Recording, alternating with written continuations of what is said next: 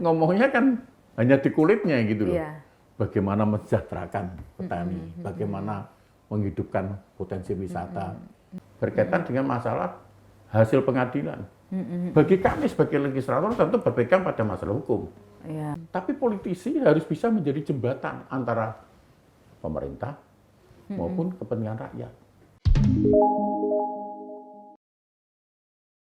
Gitu. Berbekal pengalaman yang luar biasa 30 tahun di birokrat gitu, aktivis juga, sekarang di Komisi B. Nah ini gimana Pak? Kira-kira perannya itu seperti apa sekarang menjalankan tugas dan fungsinya ini? Jadi tadi saya sampaikan di Komisi B ini kan kurang pas dalam kaitan dengan bidang ilmu. Dengan cita-citanya yang kemarin sebenarnya. Termasuk bidang ilmu. Oke. Namun saya sadar bahwa ketika saya di Bapeda, berpikirnya juga harus makro. Ketika saya waktu itu jadi kepala bidang fisik dan prasarana, bukan berarti saya melulu menangani itu, namun juga juga harus dalam rangka mengakomodasi kepentingan-kepentingan berkaitan dengan pembangunan di Kota Semarang. Jadi paling tidak bersinggungan ini, sehingga kalau dikatakan saya berkaitan dengan masalah bidang di Komisi B, paling tidak saya pernah bersinggungan dengan beberapa hal ini. Misalnya, bagaimana pengaturan tata ruang terkait dengan kepentingan pertanian misalnya. Ya. Terus bagaimana potensi pariwisata di Kota Semarang, perdagangan, industri. Jadi masalah perekonomian ini juga merupakan inspirasi sumber berkaitan dengan perencanaan kota. Dan paling tidak kan saya harus tahu ini. Jadi kira-kira seperti itu, Mbak Septi. Oke, tapi ada tantangan nggak atau merasa ada kesulitan tertentu gitu ya ketika awal-awal ya menjalankan tugas sebagai anggota dewan? Kalau saya bicara secara rinci berkaitan dengan teknis, mungkin ada kesulitan. Tapi kalau kita bicara berkaitan dengan masalah secara global, tidak ada kesulitan sama sekali, Mbak. Karena ternyata DPRD ini kan tidak ngomong teknis. Ngomongnya kan hanya di kulitnya gitu loh. Bagaimana mensejahterakan petani, bagaimana menghidupkan potensi wisata. Nah ini yang saya merasa tidak ada kesulitan. Walaupun harus sedikit banyak belajar tentang bidang tugas yang ada di Komisi B. Gitu. Nah, kaitannya kan memang tugasnya DPRD sendiri kan ya fungsi anggaran, fungsi membuat perda gitu ya untuk fungsi legislasi. Fungsi legislasi terus itu pengawasan. gitu. Pengawasan. Nah, di antara fungsi-fungsi itu yang kemudian sekarang ini memang memang menjadi concern-nya Pak Farhan sendiri atau di Komisi B ini sendiri gitu. Karena kan dari tadi yang disampaikan gitu bahwa di Komisi B kan memang membidangi pertanian, pariwisata dan lain sebagainya. Di Jawa Tengah ini kan luas. Ketika Pak Farhan sudah di sini kan tidak hanya mewakili Kota Semarang saja gitu. Betul, seperti itu. Nah, ini sekarang ini yang jadi concern sebenarnya seperti apa? Bagi kami ya kita harus melihat, saya harus melihat bahwa tadi saya sampaikan pemerintahan Pak Prabowo ini, Presiden Prabowo ini, concernnya kan dunia ini, ke bidang ini. Nah paling tidak bidang ini yang menjadi perhatian, atensi saya pribadi dalam rangka mengembangkan tugas-tugas di DPRD. Contoh, ketahanan pangan. Bagaimana swasembada pangan. Nah, paling tidak ini menjadi titik tolak kami untuk bagaimana mempush pertanian di Jawa Tengah. Ada lagi yang agak nyerempet-nyerempet swasembada garam. Di mana Jawa Tengah ini punya potensi yang luar biasa sebetulnya. Sekarang sempat hilang. Nah, ini juga perhatian kami. Kan?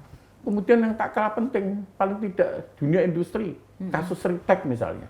Ketika saya saya melihat ada kasus namanya Ritek, yang Presiden mengatakan bahwa ini, pengadilan yang memutuskan bahwa Ritek pilot. Namun satu sisi, Presiden punya pemikiran yang sangat bijak. Seritek harus dipertahankan. Karena muaranya bagaimana buruh ini jangan sampai berhenti. Betul. Nah, ini yang Dewan harus, apalagi Seritek ada di Sukoharjo, Jawa Tengah. Iya. Harus pandai-pandainya kita menjembatani kepentingan yang antara pikiran beliau Bapak Presiden plus berkaitan dengan masalah hasil pengadilan. Bagi kami sebagai legislator tentu berpegang pada masalah hukum. Iya. Nah, inilah pentingnya fungsi DPRD dalam rangka menjembatani. Satu sisi kita bicara mewakili rakyat, satu sisi kita bicara berkaitan dengan program yang ada di pemerintah. Oke. Nah, jadi itu Mbak Septi. Nah, itu yang kadang-kadang nih ketika kita berbicara tentang aspirasi rakyat, aspirasi masyarakat, kemudian juga dengan kebijakan-kebijakan yang ada, ini kadang-kadang kan ada gap nih Pak Farhan, ada gap atau bahwa aspirasi masyarakat ini seperti kemarin nih Pak Farhan kan jalan-jalan ke masyarakat gitu ya. Aspirasi-aspirasi masyarakat ini kan kadang-kadang tidak bisa serta-merta dijawab lah ya gitu ya dengan kebijakan ada proses-prosesnya. Nah kadang-kadang masyarakat ini kan nggak tahu proses seperti itu Pak. Nah ini gimana sebagai wakil rakyat biasanya untuk melihatnya? Jadi begini Mbak Septi, politisi menurut hemat saya itu tidak harus kontroversial. Misalnya kalau rakyat bicara A, padahal kepentingan presiden, pemerintah itu B, tidak harus A itu kita mati-mati, enggak. Tapi politisi harus bisa menjadi jembatan antara pemerintah maupun kepentingan rakyat. Yang ini harus dipahami oleh semua pihak. Jadi saya tidak sependapat bahwa kalau kita seolah-olah vokal gitu menyerang kebijakan pemerintah, itu tidak bisa. Kita ikut bagaimana menjembatani apa yang menjadi keinginan pemerintah. Kita harus bisa menjembatani apa yang menjadi kepentingan rakyat banyak. Iya. Kan gitu. Iya, karena kan kadang-kadang ada kebijakan apa, tapi kalau nggak ada kemauan politik juga Contoh. Sekarang ini terakhir ini, saya keliling ke Jawa Tengah berkaitan dengan bagaimana persemaian petani tembakau. Satu sisi kebijakan pemerintah itu, ya maaf, tembakau itu dilarang loh. Artinya dilarang rokok itu, rokok itu sekarang dilarang. Bahkan ada keputusan, merokok itu haram misalnya. Namun kita nggak bisa berpikir seperti itu juga. Karena tembakau masih punya potensi berkaitan dengan komoditas pertanian yang signifikan. Artinya daya jualnya tinggi. Nah, DPRD ini harus bisa mengatur ini.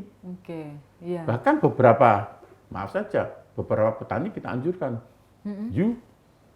panjenengan menanam tembakau. Artinya kita jangan berpikir bahwa tembakau ini terus mau dibuat rokok di Indonesia. Bisa saja ekspor kan? Lah, DPRD yang harus pinter-pinternya. Kemudian kepentingan petani tembakau ini jangan terakomodir, jangan sampai nyuwun sewu kemarin rata-rata daya jualnya juga harus tinggi. Piye DPRD menyuarakan itu. Satu sisi pemerintah harus menyadari bahwa tembakau ini tetap harus. Sampai hari ini kan Indonesia belum menandatangani ratifikasi berkaitan dengan penanaman tembakau di Asia. Karena kita sadar ini juga potensial. Dan Jawa Tengah harus mendorong itu. Menurut saya loh. Karena potensi tembakau Jawa Tengah ini tinggi loh justru itu. Magelang, Temanggung. Boyolali, Weleri. Nah, ini tidak bisa, ini komoditas. Ini termasuk program, saya akan bicara keras bahwa ini adalah program yang menguntungkan dalam rangka mengurangi kemiskinan, mengurangi pengangguran di Jawa Tengah. Ya tembakau ini diantaranya. Ya bukan berarti secara khususan tembakau tok itu enggak. Kita harus banyak karena memang Jawa Tengah juga ini contoh aja Mbak. Salah satu sampelnya lah ya masalah yang sekarang ini ada gitu yang harus dibahas gitu. Oke, nanti kita lanjutkan lagi Pak Farhan, kita masih punya satu segmen terakhir untuk kita ngobrol terkait dengan fungsi dan tugasnya sebagai anggota Dewan. Pemirsa jangan kemana-mana, tetap bersama kami. Nah, ini kita tinggal mencari jembatan emasnya dalam rangka mendeklar kembali potensi-potensi kabupaten kota yang ada di Jawa Tengah. Semangatnya MBG ini menurut kacamata kami, itu menggerakkan potensi sektor ekonomi dalam rangka menggerakkan potensi Jawa Tengah, menggerakkan ekonomi di Jawa Tengah. Anak muda ini perlu terobosan, pemikiran-pemikiran yang lebih inovatif, berani. Itu pesan saya.